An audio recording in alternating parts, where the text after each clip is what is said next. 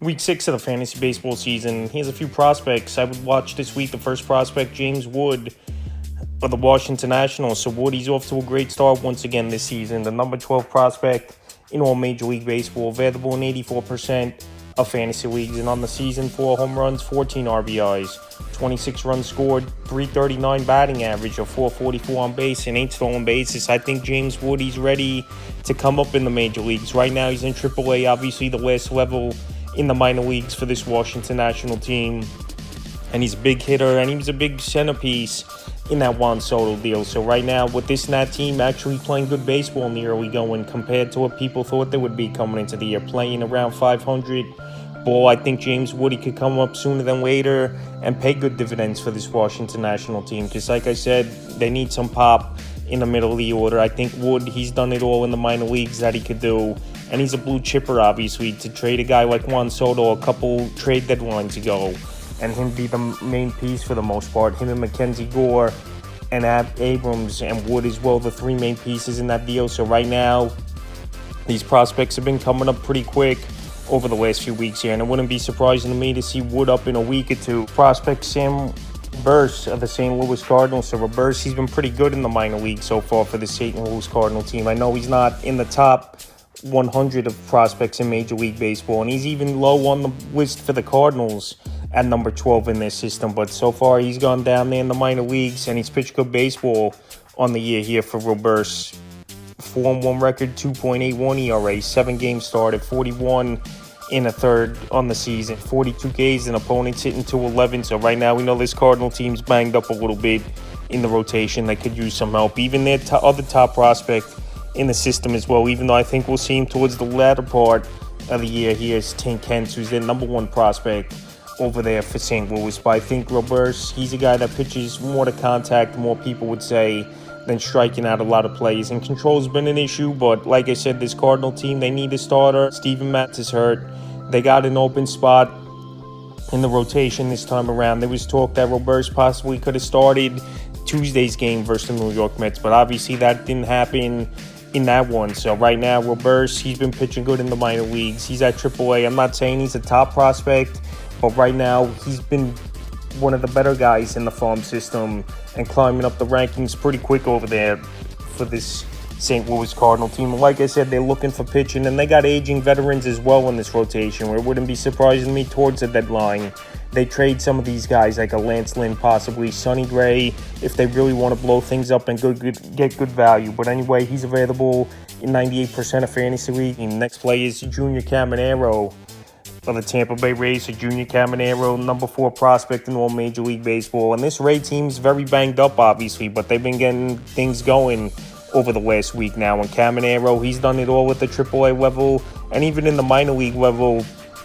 in general, he's done it all. I know he's only 20 years old. Last season, he did have a cup of coffee in the major leagues, a little stint. But so far this year, 6 home runs, 16 RBIs, 13 runs scored, a stolen base, a 303 average, and a 369 on base. So like I said, Caminero, he hits for good batting average. He's a guy that can do a little bit of everything, 20 years old only. And this Tampa Bay Ray team, they could use some pop in that lineup. I know they got a bunch of injuries with both Lowe's hurt on the roster. They don't really have a power threat besides Randy Arozarena that, could go out there and put homers on the board, and maybe Partez at times. But if they could add Caminero to this lineup and this Ray team starting to get things going, he could be a huge boost for them, no doubt about it. And for me, it's any day now. Last week, there was a couple prospects that got called up that I thought would come up sooner than later. We saw with Kyle Manzardo. We saw it, obviously, Paul Skeens. He's coming up pitching Saturday's game. And I think Junior Caminero, a couple days or maybe a week or two at most, we're going to see him in the major leagues. Because like I said, this Ray team's starting to get things going, but they definitely need another bat in the middle or the top of that order to hit. So right now, Caminero, he's only available in 57% of fantasy leagues. Number 4 prospect in all Major League Baseball. And he's definitely a player to go out there, keep an eye on, and possibly stash if you got NA spots as well. Next hitter is another hitter tearing it up in the minor leagues, and I don't know if he's going to get much playing time though.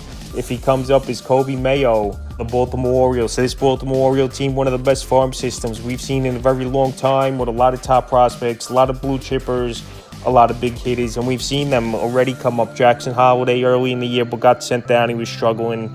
Hester Kjerstad, he's up right now. And even Colton Cowser from last season, he was a top prospect in the O system. Coby Mayo, he's going out there and he's putting up some huge numbers: 11 home runs, 32 RBIs, 25 runs scored, 146 at-bats, a 295 average, and a 366 on base. So right now, Mayo, I think he's going to come up sooner than later. He's a little older than some of these prospects as well, 23 years old, even though still at a good age.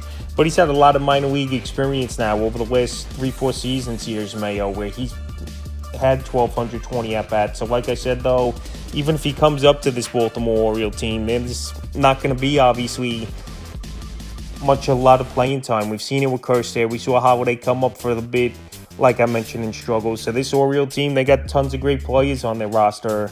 And like I said, it's going to be tough to get playing time for these guys game in and game out. But Mayo, he's tearing it up in AAA.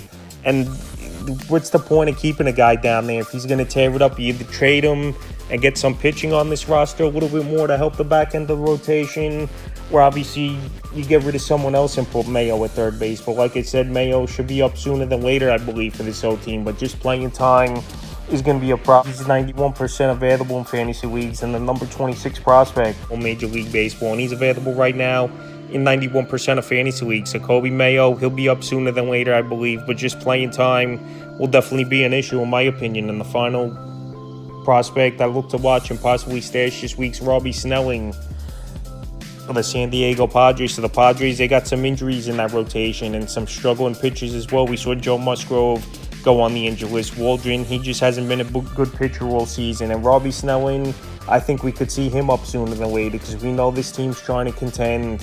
And we've seen teams already bring up their top prospects, like you mentioned. And Snelling, right now, the number 32 prospect in all Major League Baseball. And he's available in 99% of fantasy leagues. So he'll go, if he gets called up sooner than later, like I said, he'll join a great roster here for this San Diego Padre team. I know he's only in AA. I know he's got 22 innings on the year, 1-1 record, 3.68 ERA, and a 1.59 whip with 21 strikeouts. So his whip, obviously, I don't like. Snelling, still a very young player, only in AA. Going to need some pitching down the line. 3-4 weeks is definitely a possibility, I believe, for Snelling to get called up to the major leagues just with these injuries. And I think Joe Musgrove, he's hurt more than people would think with the inflammation in his throwing arm. So right now, unless the Padres go out there and make a deal, I don't really see them not calling up either Asquier or Robbie Snelling to this rotation. I know they've called Vasquez up, but he really hasn't done much in the rotation so far. The couple starts he's got this season in and out.